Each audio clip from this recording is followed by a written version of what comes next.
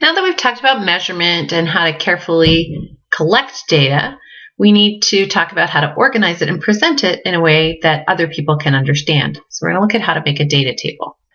First of all, you got to have a title. Every data table's title should indicate both the independent and the dependent variable.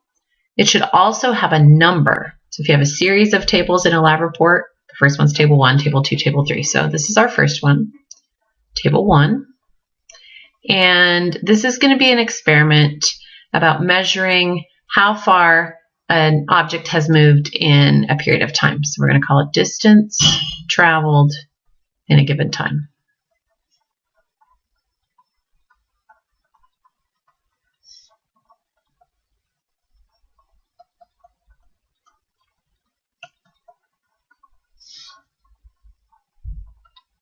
So you should never list constants in a table. For example, in this particular experiment, let's say you used a 2-centimeter object for all of your trials.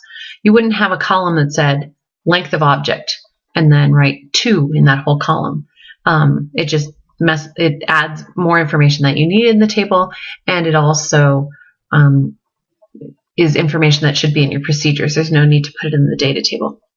You need to label your columns or your rows.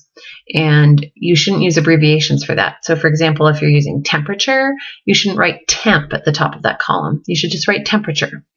You should always include units as well. Don't put the units in each little box in the table, only put them in the heading. So for example, in this experiment, we're going to put our independent variable in the first column always, okay? Because that's the thing we set, and then it will organize the rest of the table so we can see the effect of the independent variable. So our independent variable is time. So that's going to go in this first column, and then we put the units in parentheses next to it. Our dependent variable will go in the next column, and if we have a whole bunch of dependent variables, they can go in columns following there. In other words, if we do a lot of trials, I'll talk to you about how to deal with trials, repeat trials in a minute. Okay, so now we've got our independent variable in the first column and our dependent variable in the second column. The body of your table shouldn't have a lot of other stuff in it. It should just have the number for the measurement.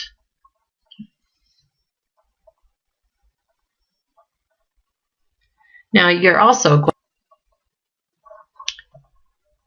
when you organize the data into your data table, you want the independent variable to be in either ascending or descending order, so that then you can easily see the effect of the independent variable. So you would, in this experiment, we'll take data every 30 seconds. So we'd have 0, 30, 60, and 90.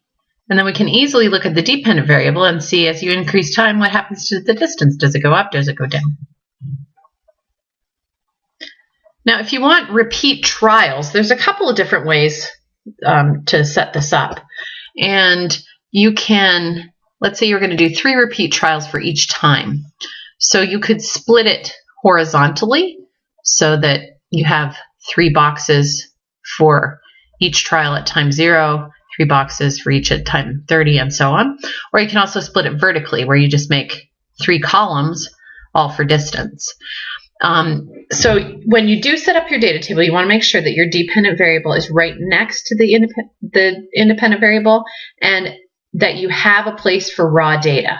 Okay, you should never in an experiment just take 3 measurements, calculate the average, and only write down the average. You definitely want all of your raw data recorded. So you put all of your raw data first. So in this case, distance would be your raw data, and then derived data, or any calculated data, averages, maybe you're calculating velocity, speed, whatever in this case, that column comes after all of the raw data. Some people like to add a column or a row for the trial number, and I generally don't do that because I think it's pretty obvious that these are all trials of the same thing, but some people really like that. So and it will depend on your teacher what they prefer. Couple more tips. Be careful with your precision. Now, we've been talking about significant digits. We've been talking about the rule of measurement. You use the same piece of equipment for all of your measurements, so they should have the same number of decimal places. When you do calculations, everything should be recorded to the correct number of significant digits. And of course, you want your data table to look really nice and neat and easily read. So you either make it with a ruler if you do it by hand, or you can use a computer. So here's an example of a data table this student made that has a lot of errors in it. And what I'd like you to do is pause the video for a minute and look at it and see if you can find 5 mistakes.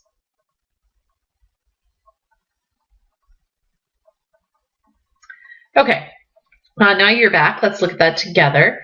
So first of all, the first mistake I see is that there's no title.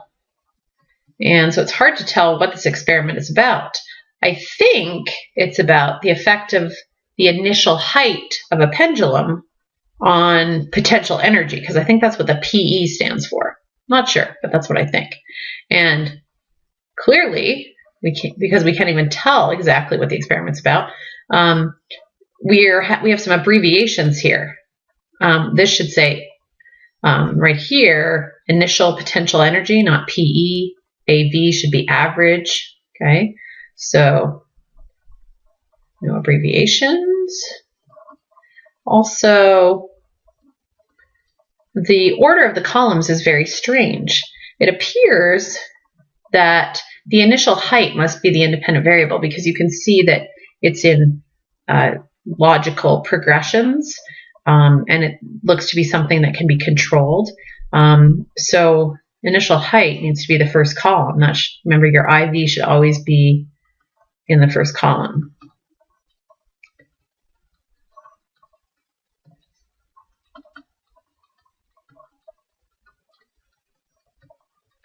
And then another problem is precision. Sometimes there's 1 decimal point in the measurement, sometimes there's none. In the calculations, there's all sorts of numbers of significant digits, so precision is a problem. And the last thing that I actually see a lot is this box over here, this average PE final. We have no idea which independent variable it goes with.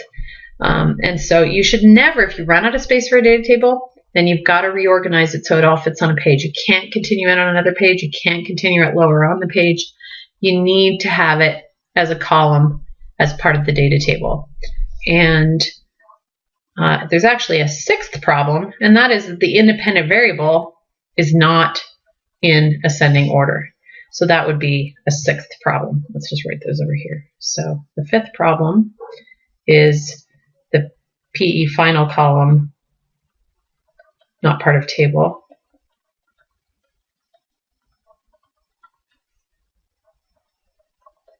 And the 6th problem was that the IV